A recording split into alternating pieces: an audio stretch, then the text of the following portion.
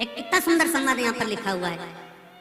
देव उठनी एकादशी के दिन भगवान उठेंगे और देव उठनी एकादशी के दिन भगवान उठकर अपना कार्यभार भगवान शंकर जी से लेंगे। उससे पहले ऐसा नहीं है कि केवल देव उठनी एकादशी पर भगवान उठेंगे। आज जब आंवला नवमी का दिन आया और भगवान नारायण ने शयन करते करते अपनी करवट को थोड़ा सा बदला और बदलने के बाद भगवान की अर्ध निंद्रा हुई और नींद थोड़ी सी जागी और जागने पर लक्ष्मी जी उनके चरणों के पास में विराजी थी और विराजते से लक्ष्मी जी ने भगवान विष्णु जी से निवेदन करा, मेरे मन का एक संशय है, मैं आपसे कहना चाहती हूँ।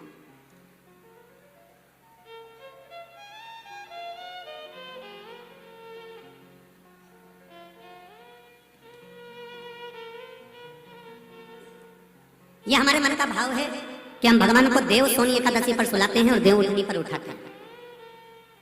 पर हमारी श्रीमद् भागवत कथा कहती है, शिव महापुराण की कथा कहती है, अग्नि पुराण, पद्म पुराण, नर्मदा पुराण हमको वर्णन करती है, एक क्षण की निद्रा ब्रह्मा जी को आई थी और ब्रह्मा जी की झपकी एक क्षण की लगी थी और हाथ से वेद नीचे गिर गए थे। वेद नीचे गिरे, हयग्रीवा ने धारण कर लिए और चारों तरफ पानी पानी हो गया और पूरी पृथ्वी पानी में, जल में मग्न होने लगी। जरा विचार करिएगा, एक क्षण की निद्रा ब्रह्मा जी को आई और वेद हाथ से चले गए और पानी पानी हो गया। और हम कहते हैं कि देव सोनी एकादशी पर देवता सोते हैं और देव उठनी पर उठते हैं। अगर 4-6 महीने जम के अगर वो सो गया तो एक भी नहीं दिखेगा भीखण का।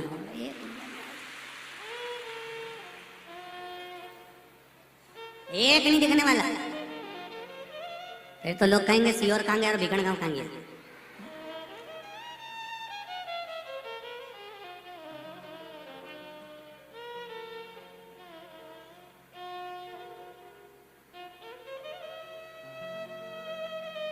महाराज, ये सोने की तो भगवान की लीला है।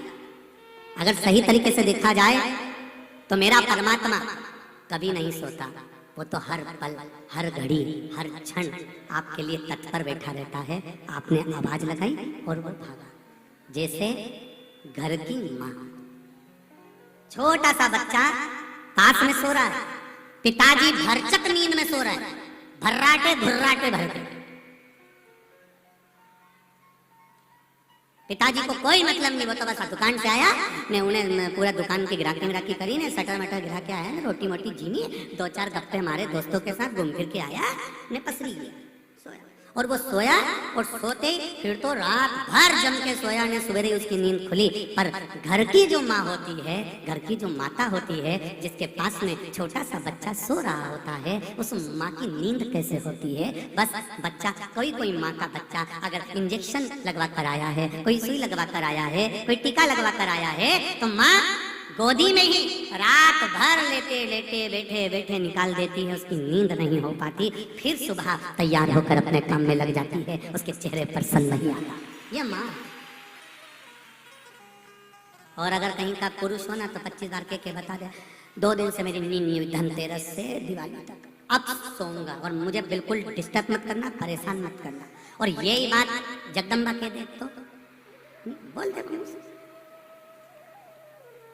वो कह दे तुम तो दुकान पे बैठे रहे, एक ढीग, ये घर में ढीग लगाइए, चौक पूरा सफाई करिए, तुम तो केवल दुकान पे बैठे थे। पर उससे पूछो, बेचारी है रानी बन के आई थी,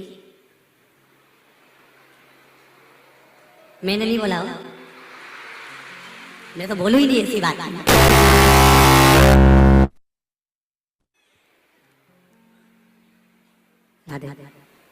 ऐसी बात अपने को नहीं बोलना हो, तुम तो समझ जाओ बस ये सारा में। रानी बन के आई थी,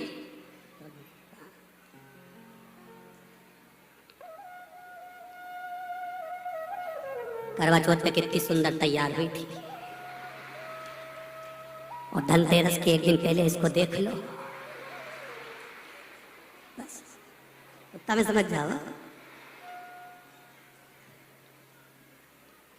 फिर तो छोरा छोरी भी जरा सा अगर पाँव धर देनी लिपा हुआ पे, तो फिर थोड़ी सी देर में जगदम्बा काल रात्रि बन सकती है। उतनी देर में तो कहाँ जा रहा है, उन्हें से निकाल, इन्हें पाँव धर दिया तोड़ी बड़ी। इसने छोरा के नहीं किया, वो नहा के आ रहा था नहीं बेरू, क्योंकि सारा में क्या दिया, इतना डर मत देना, ये तो तुम सोच रहे।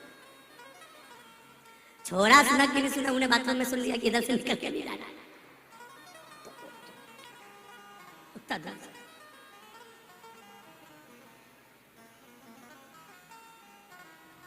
अब विचार करिएगा जरा कि कितना कितना भाव व्यक्त किया गया है, कितना आनंद का भाव सम्मुख में लाया गया। क्या नारी काम नहीं करती? करती है। क्या उसको थकान नहीं होती? होती है, तुमसे ज्यादा होती है। उसके बाद भी रात को 10-11 बजे तक सफाई कर कर फिर सोना, सवेरे फिर जल्दी उठना, फिर त्योहार का भोजन की तैयारी करना, फिर काम में लग जाना। बस घर की जो माँ होती है उसी तरह मेरा परमात्मा होता है, कभी नहीं सोता, वो जागता रहता है। जाग